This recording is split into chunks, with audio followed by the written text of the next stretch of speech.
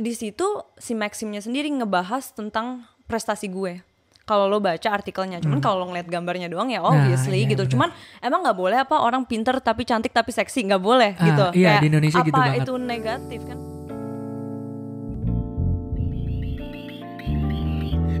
Alright everyone, welcome to 20s Around You with your only host, of course, Greg. I'm sorry, I'm not your only host.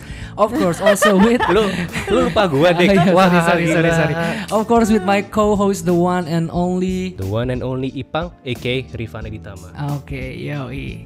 Bang, hari ini gue rapi banget nih, Bang. Lu tau gak kenapa, Bang? Lu mau ngapain, Dik? Gue kayak udah mau ngedate di Hotel Bintang 5 gitu kan. Ngedate tapi masih siang-siang gini ya? Iya, karena hari ini kita kedatangan seorang wanita yang Apa itu maksudnya? BWB. Aduh, gila, gue ngomongnya tegang. BWB itu apa, Dik? BWB itu kayak bukan wanita biasa. Bukan wanita biasa. Jadi kita tamu ini spesial ya sekarang. Spesial banget. Spesial. Sebenarnya Iya. tamu kita semua spesial sih ya sebenarnya. Ini kayak gimmick banget gak sih? Tadi Iya. kita udah kayak retake sekarang, nggak apa-apa Iya, lah. kita retake sih Nggak ya. apa-apa. Kita ulang lagi, ini dia Fania Cinka. Halo. Welcome to 20s Around You. Thank you for having me, Thank guys. you. Oke, sekarang kenapa sih Fania Cinka bisa duduk di kursi 20s Around You? Padahal 20s Around You bukan podcast yang gede-gede banget sih, tapi kita kayak karena kedatangan Anda di sini, kita sangat merasa senang sih sebenarnya. Bisa aja nih Dika. Enggak, gue kenal sama Dika first of all. Greg. Greg ya. Gue manggilnya Dika. Nggak Greg, apa-apa. guys. Iya, Greg. Bisa Greg, bisa Dika sih sebenarnya. Nah, terus Dika itu invite gue karena gue lagi sibuk berkecimpung di dunia bisnis. Udah berapa tahun ya? Udah 7 tahun. Udah 7 tahun gue berkecimpung di dunia bisnis fashion. Dan juga karena mungkin gue juga sekarang lagi sibuk di dunia per-influenceran kali ya. Walaupun followers gue gak begitu banyak, tapi menurut gue dari apa yang gue punya itu mereka bisa ke-influence dengan apa yang gue share di sosial media gitu loh. Oh jadi kok kan tadi Fania pernah ini kan tadi ngomong influencer. Fania proud gak sih disebut influencer? Gue lebih influence-nya yang bukan yang kayak review makanan, endorsement, bukan kayak iya. gitu. Gue cuman kayak apa ya, lebih share ke business quotes gitu loh, kayak I empowering see. gitu-gitu. Jadi lebih positif Lebih ya positif ya. outcome-nya ya, Dik. Oh berarti Iya. ini Greg, sorry. positif banget, pantas auranya dari tadi positif banget gitu ya, luar biasa lah pokoknya. Tapi Ipang, lu kenapa bajunya nggak rapi banget ya? Padahal kita ada kedatangan seorang wanita yang luar biasa gitu, Dik, kan fashion kan ada beberapa Betul. aliran, Dik. Oh, ada Kalau lu kan beberapa. lebih kayak formal gitu ya. fuckboy gitu. Douchebag lah ya. Oke. Douchebag gitu lah yang sering main gitu. Kalau gue kan lebih kayak streetwear, gue lebih laid back, Bener. Dik. Oke, nggak apa-apa lah sedusbag-dusbagnya gue. Seenggaknya sekarang kita bisa duduk bersama seorang wanita yang luar biasa banget nih. Siap. Asik. Karena tadi selain di influencer, ternyata kalau nggak salah pernah jadi model juga ya. Gue pernah jadi model, pernah dari kecil. Nah, Actually. boleh dijelasin nggak apa aja sih yang lu kerjakan ketika lu istilahnya berprofesi sebagai seorang model ini dari kecil? Jadi waktu itu lebih ke nyokap bokap sih yang yang masukin ke dunia modeling. Jadi waktu gue kecil mereka ngelihat gue suka dandan, suka makeup, suka jalan pretend kalau gue lagi di catwalk gitu. Jadi mereka ya udah kenapa nggak masukin ke sekolah model aja. Dari situ mulai berkembang terus. Coba waktu itu pernah coba di film juga, cuman nggak bisa karena benar-benar bentrok sama edukasi ya, sama sekolah. Terus pindah ke Jerman, di Jerman juga masih lanjut modelingnya, dan itu udah sempat ke film. Jadi gue pernah main di film juga di Jerman 2 kali, sama iklan sekali, dan modelingnya terus berjalan sampai akhirnya bisnis gue nemuin titik di mana kayak penjualannya tuh oke, jadi gue stop modeling gitu. Oh, jadi emang dari kecil udah jadi wanita tampil ya, luar Udah biasa jadi wanita sekali. tampil. Sampai sekarang sebenarnya masih tampil, auranya masih terlihat gitu ya. Iya sih, cuman Tapi ya fokus ke bisnis apa sih sebenarnya?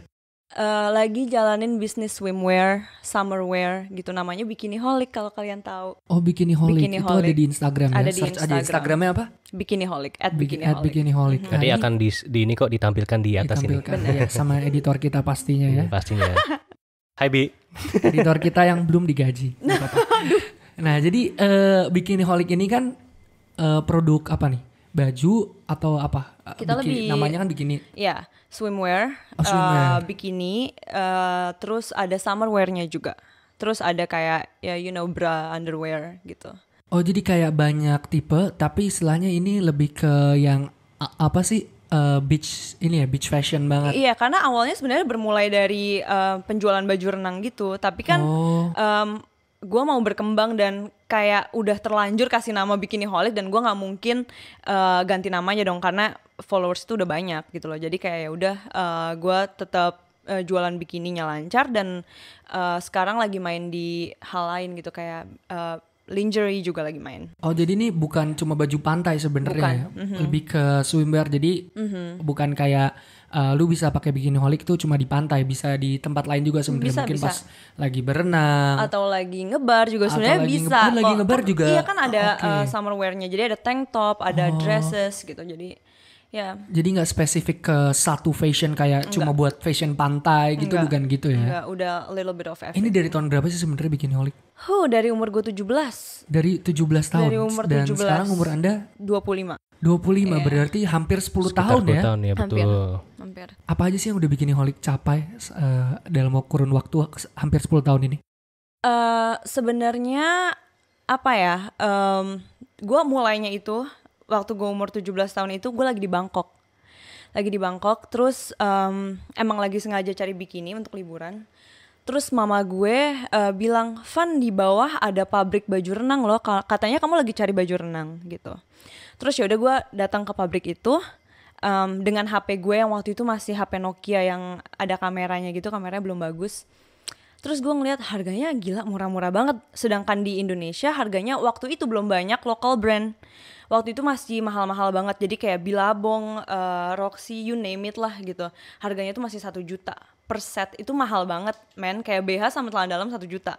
Kayak agak gak make sense. Nah di Bangkok ini kebetulan benar-benar murah. Nah terus karena gue gak punya modal waktu itu, gue fotoin satu-satu dan gue izin dulu sama orangnya, Mbak ini boleh gak difotoin satu-satu. Gue fotoin satu-satu, gue upload di Facebook dan itu banyak banget yang order.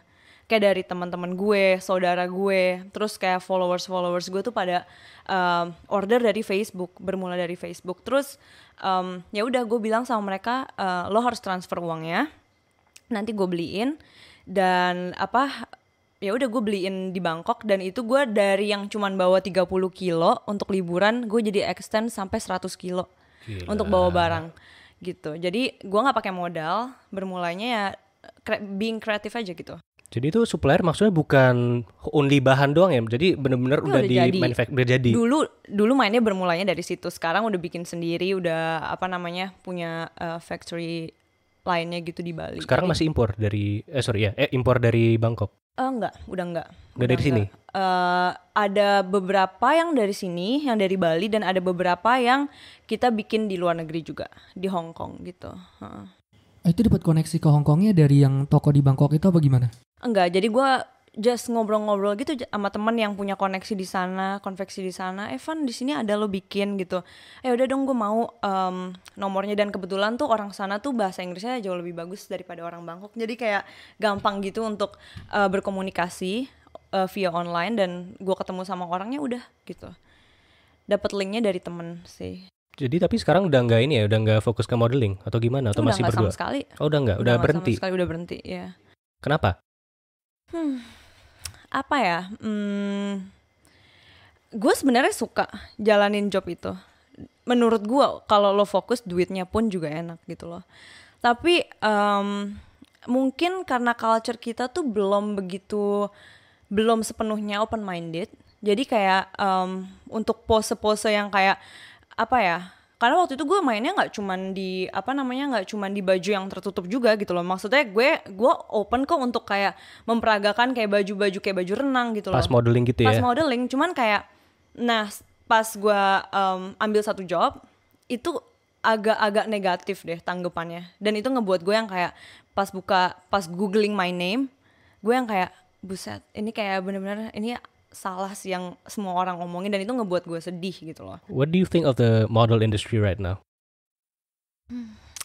Apa ya, gue nggak mau salah ngomong dan nggak semua modeling industry kayak gini kan. Okay. Tapi apa ya, buat gue yang kemarin gue jalanin di Jerman sih oke-oke aja, tapi by the time waktu pas gue sempet nyemplung lagi di Indonesia itu agak-agak negatif, kayak mulai dari dari circle-nya gitu loh, dari tanggapan masyarakat kepada modeling job sendiri, apalagi lo cewek. Dan menurut gue tuh itu nggak banget, dan nggak semua orang seperti itu. Lo ngerti kan maksud gue, kayak nggak semua orang tuh seperti yang orang kira, kayak oh nih cewek model berarti apa namanya, judgmental banget orang judgmental Indonesia banget. itu Jadi ya. gue kayak oh gue nggak bisa kayak gini man, I'm more than that gitu loh. Kayak ya udah, kayak gue nggak mau banyak ngomong, I'm just gonna show you gitu loh who I am sebenarnya gitu. Jadi istilahnya lu berhenti dari modeling itu karena lu tahu kalau di Indonesia itu belum bisa menerima package fashion yang seperti ini gitu loh. Iya sih, back then ya. Kalau sekarang gue kurang tahu sih. Back then yang kayak 5 tahun yang lalu atau 4 tahun yang lalu sih terakhir kayak gitu. Komen paling keras apa sih yang sampai sekarang mungkin ya masih ada dalam pikiran lu? Jadi waktu itu gue sempet foto untuk majalah Maxim, ya kan? Gue pernah foto majalah Maxim, dan di situ kebetulan itu kan majalah, kayak di dalamnya lu bisa pakai baju renang, bisa pakai Kayak lingerie, Popular Magazine, majalah dewasa lah. majalah dewasa lah ya.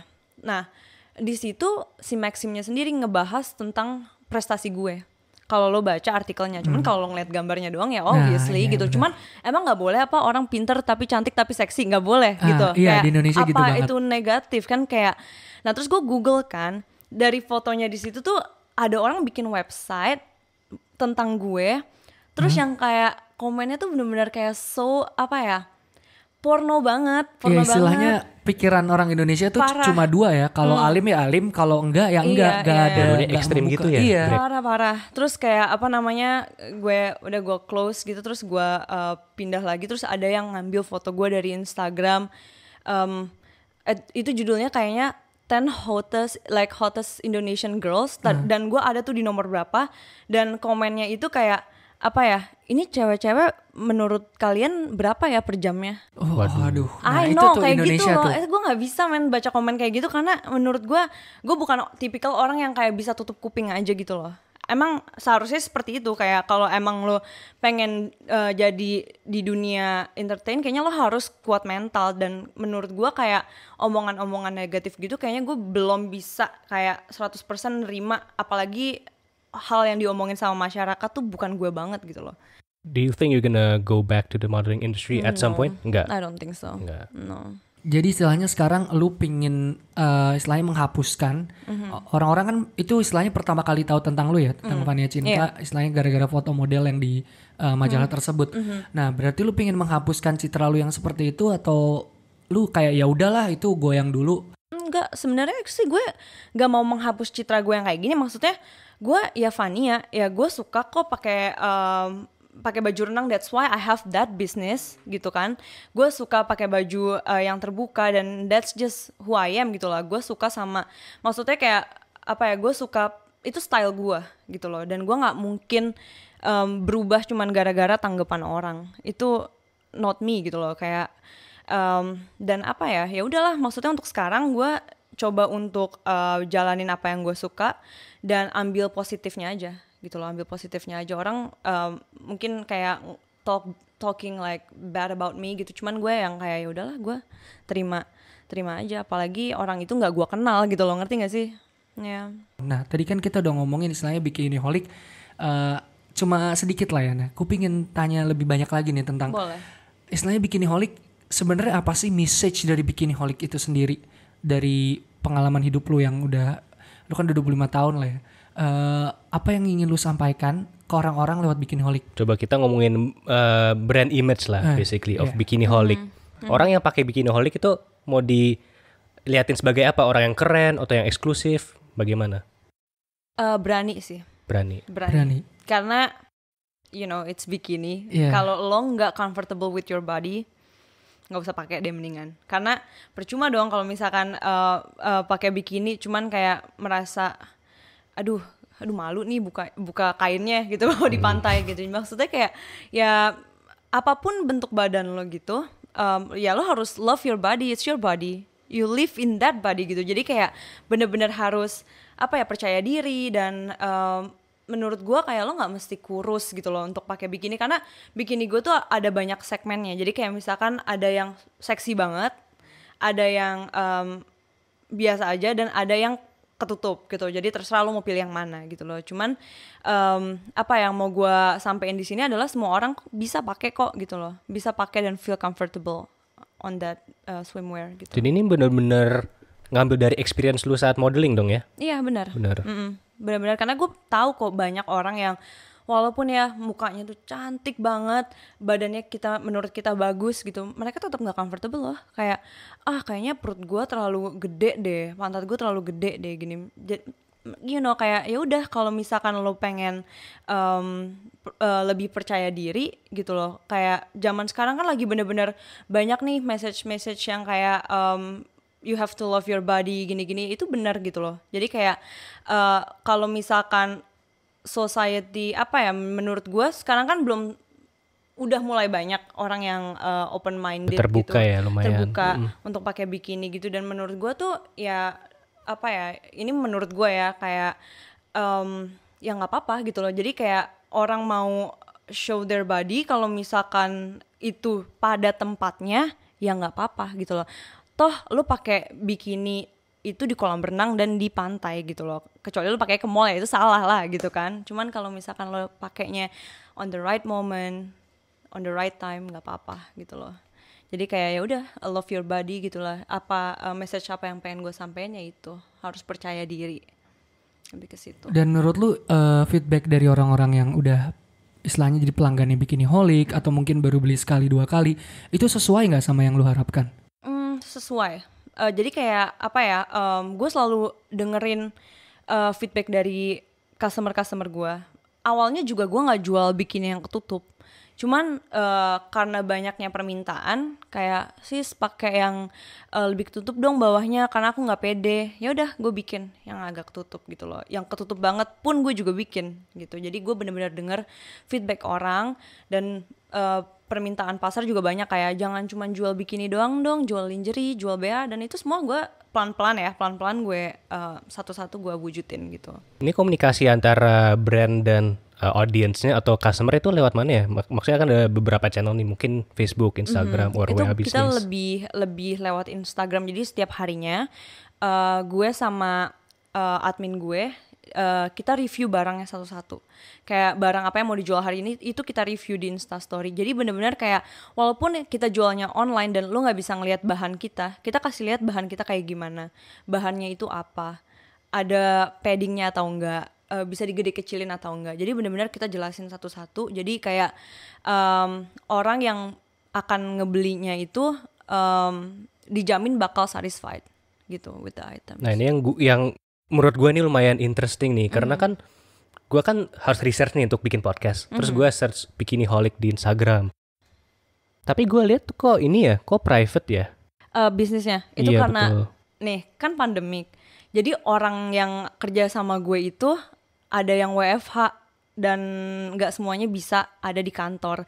Nah itu permintaannya lagi banyak banget dan gue jujur aja saat ini kayak bener-bener kewalahan ngehandle-nya gitu loh, ngerti nggak sih? Jadi kayak ya udahlah untuk saat ini kayak kita bener-bener ngebatasin dulu, karena sekarang pun kalau gue mau cari orang baru nggak bisa. Lagi pandemi kayak gini bener-bener kayak regulasi dari komplek gue itu nggak boleh ada percetakan atau apapun yang lagi yang buka sekarang. Jadi benar-benar gue ngebatasin orang yang kerja di rumah gue, karena ini gue work from home juga kan, jadi gue base-nya tuh di rumah gitu. Gudangnya di rumah ini? Gudangnya di rumah. Jadi gue nggak benar-benar nggak ini juga mungkin untuk kalian yang mau bikin bisnis, kalian nggak perlu kok punya kantor gede, punya gedung, punya apa.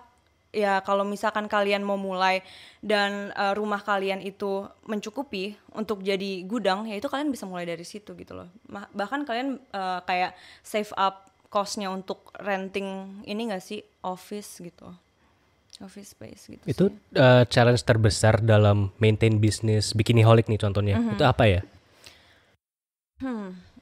Karena gue jualnya bikini, itu sebenarnya nggak bisa return.